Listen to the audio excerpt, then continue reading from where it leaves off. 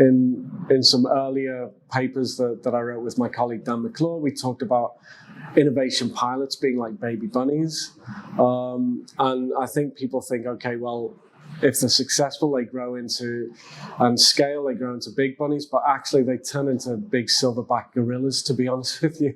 So what that means is they can get quite threatening and challenging, or at least seem slightly unruly if you're in an existing organization. How do you actually manage something that is growing, requiring more resources, more attention, that may be challenging processes and systems that don't work for them?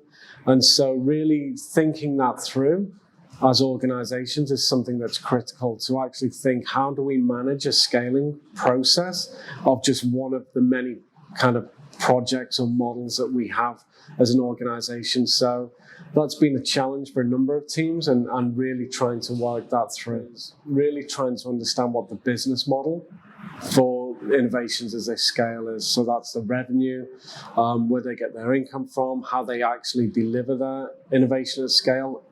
It's not the same as in the pilot stage, and so really thinking that through. And so the teams are at different stages in that, but what's clear is it's quite difficult to get beyond the traditional donor funding approach, because education is seen as a public good.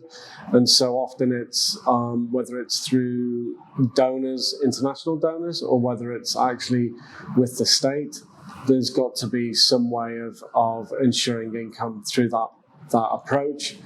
But there have been some interest, although it's challenging, there have been some interesting attempts by some of the teams to diversify that kind of funding mix, to diversify how they actually deliver. And so this has been a period of trial and error with some of that, which is what you need to do with business models. You're not going to find the perfect one straight away. So I think there's been some challenges there, but also some good learnings with some of the teams.